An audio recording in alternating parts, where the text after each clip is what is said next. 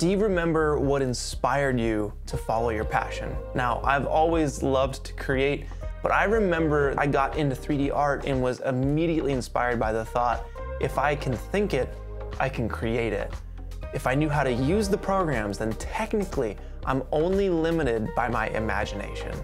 And that thought still has me inspired today. So in this video, I want to break down my process for my latest piece of 3D art in the hopes of inspiring people who want to learn about the wonderful world of 3D art. I'm going to cover a ton of topics, tips, and tricks, so there's lots to take away. And I'll be using a free program called Unreal Engine, so feel free to follow along or just sit back, relax, and enjoy the process. The challenge for this piece of art we're about to create is twofold. First, we want to create a photorealistic environment in Unreal Engine 5. Second is to do it in 20 days, because last time I made art for my challenge, I overestimated the actual days available and underestimated the actual work needed, which resulted in a soul-crushing creative process. Using Midjourney, an AI art generator, I imagined an empty white stage, and in the middle, an old man tapped into virtual reality. But I didn't want to just create a blank white virtual screen, so I gathered more references of grungy warehouses and compiled them in a mood board program called PureRef. Using reference imagery is a great way to create unique art quickly. Even Kim Jung-gi, the late great pen and ink master who drew massive murals from memory, would go back to reference if he didn't know what the object looked like. But now that we have a direction to create in, it's time to start building, starting with our warehouse. Since I only have 20 days to create, I want to get a version of my environment as quickly as possible. That way we can tweak the light, texture, and composition before adding details. Inside of Unreal Engine 5, I'm using wall assets that come with the starter content to block out my warehouse. I'll create a cine camera actor from the place actors window and right-click it in the outliner to pilot the camera. Once inside, I'll adjust the aspect ratio to 2:3:7 for a widescreen look. And finally, for scale, I'll import a human figure, which we'll replace with our custom character later. But here we can line up our camera, make any adjustments to our walls, consult our reference, and scour Quixel Megascans for warehouse-like objects. Quixel comes free with Unreal Engine 5 and houses a massive asset library full of textures and 3D scans. Now, one of the best things about Unreal is we can block out our scene with these full quality assets in real time. Again, my goal here is to shape the light, composition, camera angle, and texture without getting into the nitty-gritty. I want to get to 80% completion in 20% of the time, so we can spend 80% of our time working the last 20% of the details. Finally, I'll add a post-process volume, making sure to set infinite extent to unbound and tweak the brightness and saturation a touch to lock in our look. And with my warehouse blocked out, the overhead lighting sketched in, a floor and wall texture in place, and my camera move locked in, it's time to move on to the details that bring our scene to life. I'll start with some scaffolding that'll hold the screen array that builds up this virtual room. I'm just building it from default cylinders in Unreal by piecing together one chunk, grouping it, and duplicating that piece around the main VR room. Let's add some detail to our TV screens. So I was at breakfast one morning and saw this TV mounted on the wall, and the mount itself was the perfect reference. So I modeled a rough likeness in Cinema 4D, imported it into Unreal, and populated my scene with it. One quick tip for you guys, if you're importing objects into Unreal and the little preview box doesn't look right, you can toggle thumbnail edit mode and left click and drag to rotate the preview image. It's super handy for keeping tabs on what you got in your content browser. And this is actually a good time to talk about organization because it's already getting out of hand with all of these duplicates. Usually, I have a lighting folder, a geometry folder, and a camera folder. For this scene, the geometry folder is gonna be the most maxed out. So try to break down your scene into chunks with appropriately named folders to stay organized. It'll help you guys out in the long run when you're trying to show and hide certain objects. Now let's work on building a detailed ceiling. First, I want to justify our overhead lighting with some rusted fluorescent lamps. Luckily, Megascans has us covered on the housing itself. I'll use a few cylinders from the place actor's window to act as the fluorescent tubes and apply an emissive material instance to them. Just add some metal rods to mount them to the ceiling, select everything with Ctrl-G to group. Now you can easily duplicate it across your scene. And now that we have our lights in place, let's add some water pipes on the ceiling. I built out a basic pipe structure from 3 simple pieces, grouped them, and went to duplicating. I'll place them in a grid pattern on the ceiling here and add a bit of crookedness to them. It'll help help avoid the mechanical 3D look. I'll trail them down the main support pillars, terminating into a couple electrical boxes. And I want to add one last ceiling detail. So inside of Cinema 4D, I'll make a huge plane, subdivide it, select the points I want to lock in place, give it a cloth tag, set them as fixed points, and hit play. Then bake the object down on a frame you're happy with, import it into Unreal, and drop it in. Sweet, our ceiling's looking pretty believable now. Let's move on to the ground floor details. I'll grab some cracked concrete and leakage decals from Quixel and slap them onto the main pillars here. Decals can be used in Unreal to add a bunch of detail and texture to your scene for cheap. Quixel artist Victor Oman transformed his scene from this to this, using only decals and lighting in his Silent Hill bathroom tutorial. Another great way to add detail is with cables and wires, lots of them. And I'm adding these in 3 different ways. First of which is by hand in Cinema 4D using splines. If you draw a spline, spawn a circle spline, scale it down to a reasonable size, and place them both in a sweep object, you can get a pretty fast cable setup. I'm using the exact same setup for the wire bundles. I'm using a handful of circle splines stretched out and moved around for variation. I'll import both of these into Unreal and place them all around my scaffolding for added detail. But I'd love a series of wires coming out from the bottom of our VR room as well, so I'm hand drawing one set in Cinema, duplicating it, and adding a bit of variation. I should have simulated this, so we'll get into that in just a second. But they look great in our scene. I'll just slap these cable covers on top, duplicate the whole thing, and give our foreground a nice bit of detail at the top of the shot.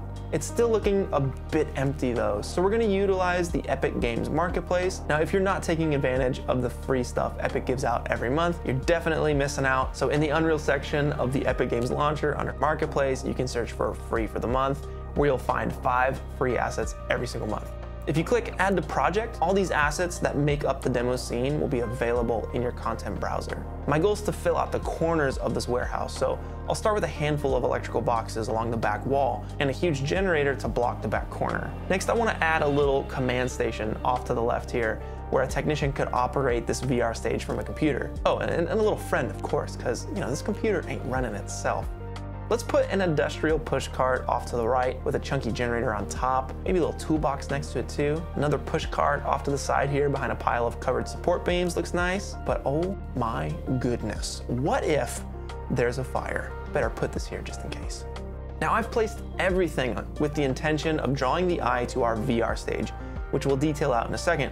But I want to do one more thing, and that's to connect some more wires to this generator and run them off to the right. So eyeballing the inputs, I generated a few more of those spline-based cables, gave them a rope dynamics tag, made a plane with a collider tag on it to act as the floor, and hit play. Awesome, but I want the wires to look tossed around and messy, so I'll animate 2 large cylinders, give them collider tags, and bump these wires around just a bit. Perfect. I'll bake it down and drop them into my scene. For the VR stage, I used Midjourney again to generate Ghibli-esque watercolor landscapes as the backdrop, but I wanted there to be some movement in what I'd imagine to be like a loading screen or something. So I used Trapcode Particular, a particle system made by Red Giant for After Effects, to simulate falling leaves and parented a low-res Sakura sprite to each particle. Finally, I added the CC ball action effect to make things look a bit more pixelated and added a grid layer on top to cheat a video screen array. I saved each individual wall as a JPEG sequence and set them up as an animated emissive material in Unreal Engine, which if you want to figure out how to do that, I cover it in this video here, so take a look later. But now that we got what I think is a pretty sweet environment, there's one part of me that feels like something is missing. This would honestly be a great time to send your art to a trusted friend and take a break from your scene for a while you wait for feedback. It's super important to take your eyes off of what you've been invested in for the last week and get a different perspective, because you can unlock some cool stuff you never thought of. Since my good buddy Adam was working on the music for the top 100 montage that this render was for, I sent it to him. And a day later, he got back and was like, dude, that's so sick how this setup is outside. I was like, bud, what are you talking about? Let me resend the file. I must have sent the wrong one. He said, nah, Chief, I love the early morning light behind the overpass with the building silhouetted on the horizon. Champ, I'm just a bit confused with what you're seeing right now, but you know what? I'm gonna make it happen. Because honestly, I was looking for a way to incorporate an outdoor element to my scene. Somehow the planets aligned, Adam saw the light, and now I have a great new angle that'll make my scene even cooler. Don't get hooked on idea number 1. Be open to your art morphing into different iterations of itself. Chances are the V3 is gonna be cooler than the V1. And if you're so dead set on what you set out to create in the first place, you may miss this opportunity. But let's dive back in and take this scene to the next level by modeling some warehouse windows in C4D using reference, of course. After some slight redecorating in Unreal, I distributed them appropriately. As far as my outdoor lighting setup is concerned, I used to use the built-in directional light, skylight, atmospheric height fog, etc. But boy, was I chumping it up big time because I did not know about ultra dynamic sky, which allows me to have full control over the look of my sky and even add weather, all inside of one easy to use object. So I'll tweak my settings until I get that pre-dawn look. I'll make the stars pop just enough and add some slight atmospheric fog to really lock the vibe in. But something's missing. I want to add a ton of buildings to the skyline to make it feel like we're on the outskirts of a city. And my #1 go-to resource for large-scale buildings is hands down Kitbash 3D. I've been using their stuff for years now, and I'm happy to say that they are the perfect sponsor for today's video. Kitbash 3D creates the highest quality themed 3D kits on the market. Each themed kit comes with a total of 100+ buildings, props, and assets, making digital world building an absolute joy. They have a massive selection of kits too. When it comes to cityscapes for my particular scene, ones like Neo Shanghai,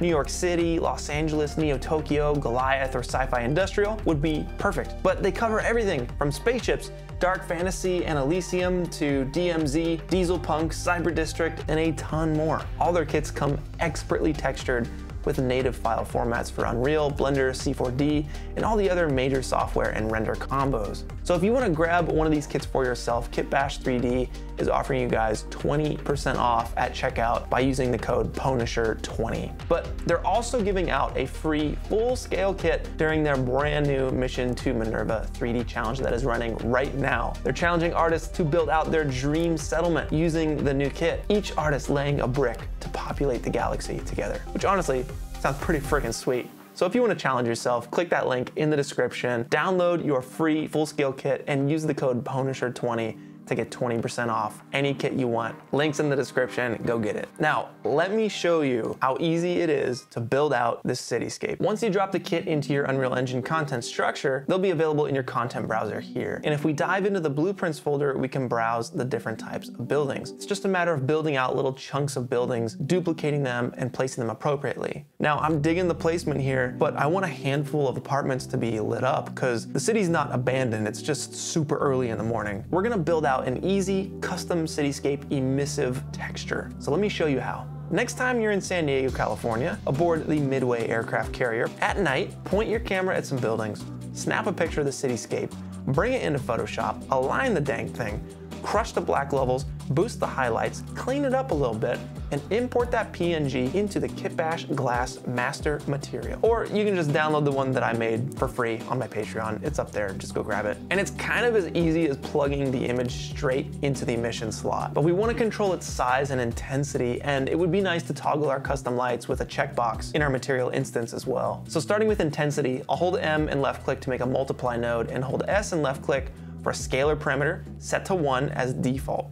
Crank this number to make our lights brighter. For control over the scale of this image, we can actually search for a material function called mf_tiling, which is the Megascans tiling material function. Just pipe it into the UV slot, into our texture, and we're good for now. And to make our custom lights toggleable, I'll right click and search for a switch parameter, pipe our custom setup into true, and Kitbash's setup into false, making sure to set the switcher default to unchecked. Let's save and close, and if we open the Kitbash Glass material instance, we can toggle our custom city light emission and adjust the settings we just set up on the fly. Now this might sound obvious, but I try and tweak these settings from my actual camera angle, because at the end of the day, it's the only angle we're really seeing everything from. While we're on the topic of custom materials, let's get some smudges and raindrops on these windows and set up a fully customizable surface imperfection master material. It'll give you full control over all the surface imperfections, the grunge, the grime, the fingerprints, the smudges that you want to add to any material. Now it took me a minute to understand, but it's actually pretty simple in the end. For the textures, I'll be using my surface imperfection pack that I put together in this video here, where I walk you through how I handmade these bad boys. The pack is on my Patreon along with all my other assets, but these textures are also available on my Gumroad. And for people who made it this far in the video, I got you all covered. The first 50 people to use the code, let me get them textures, half off, I got you. I will start in my glass master material I'm gonna drag in a smudge texture and plug it into the roughness slot. By default, it's looking nice, but how do we control how rough or how intense the smudges are, or how rough the parts that aren't smudged are? Well, that's what a linear interpolate node is for, or a lerp node. It's identical to a mix node in Octane or a mix RGB node in Blender. You just hold L and left click to make one, plug the texture into alpha and the lerp into roughness, and we should have the same result as before. Now we want to make a couple scalar parameters by holding S and left clicking. The first we'll call roughness min and the other roughness max. The order here is important. By default, we can leave roughness min at 0, but with a max of 1. And we'll set roughness max to 1 by default, also with a max of 1. Next, I want to control the intensity of the texture itself, so we can hold M and left click for a multiply node that will sneak in between the texture and the lerp and create another scalar parameter by holding S and left clicking, set to 1 by default. We can crank this up to push its intensity. Next, I want to control its scale and rotation too. So I'll drag the texture's UV option out and search for that mf_tiling function again. Finally, I want to be able to just toggle this surface imperfection setup we just made because maybe we don't need it with every single material we use. I'll drag out our setup into a switch parameter named surface imperfection into true, and a basic scalar parameter called roughness into false. By default, we'll make sure the switcher is set to unchecked. And finally, let's make sure all of these adjustable nodes are grouped properly. So I'll select them all and make sure they're in a group called roughness. And be sure to right click the texture and convert it to a parameter as well, so you can easily switch out the imperfection for any one you want. Select all this, hit C to group it, save, right click our master material, and let's create a material instance. Once inside, we can see our toggle for surface imperfection, which unlocks the min, max, roughness intensity, as well as the texture itself and its UV controls. And feel free to switch out that surface imperfection for anything you want. And with all of that, we finally have our complete environment. But I still want to show you what I'm doing to take the art to the max after it's rendered. I want to talk about my render settings in Unreal Engine and briefly touch on my character setup. I love making environments, but I am not a character artist or an animator. But I did manage to learn about Daz, a free and powerful character generator that lets you adjust every possible facet of your character. It's got a huge marketplace for clothes and accessories, and it'll let you pose them however you'd like. Daz has plugins for most software, so I imported my character into C4D and used their auto IK rig setup to hand animate this dude. Yes, I said hand animate. Once animated, I was able to simulate the pants though, using C4D's new cloth tools. It was a tedious trial and error process to get things right. Shoutouts to Joel on my Discord for helping me figure it out, but I finally baked it down, imported it into Unreal, and got things running in Sequencer, Unreal's nonlinear editor. But what do you do when your art is complete, you go to render, and your program crashes? Time and time again, it crashes. And at this rate, it doesn't look like you're gonna make your deadline. That exact thing happened to me this time around, but here's how I went about solving it. So I started making a list of renders and settings that I had already done, and I reduced my settings until I could complete a render from start to finish. Then slowly started raising my settings, recording all of this in my render log. If something crashed 3 times in a row, I'd move on to the next test until I found the sweet spot for my scene. But what if this doesn't work? What if your project file is just cursed? Well, in that case, it's probably cursed. You need to start a brand new project file and copy paste everything over. You probably just unknowingly toggled some deep setting never to be found ever again. This happens sometimes and can be quite common if you're new to the program. As far as render settings go, I'll link you to my last Unreal Engine video where I go over all that stuff. And the only other thing I did differently on export this time was export in the ACES color space, which allows you to extract and maintain a lot more color and value data from your image. Our boy William Fauché has got you covered on that end, so go check that out. But with my final render from Unreal Engine, there's one last thing I'm going to do to spice things up. It's a super important step not to be missed, and that is adding post effects. It brings your render from simply a 3D render to something that was physically shot with a camera. And when you're going for photorealism, it's kind of crucial. So first, I'll color correct my scene in a free program called DaVinci Resolve. It's a node-based system, So with my first node, I'll tweak the contrast only, making sure I retain shadow and highlight detail. I'm a sucker for vignette, and I want to make sure the highlights from my sky outside aren't affected by my vignette though. My next node will be for color adjustments only, and already this is looking much better. And three last things that I want to do to bring this render to the max is add some bloom, which really emulates like certain coatings on lenses, as well as film grain, which gives your entire image a really subtle, realistic texture we're all used to seeing on cameras these days. And finally, barrel distortion, which if you're a fan of Ian Hubert, you already know it's the fisheye effect. Just remember, subtlety is key here.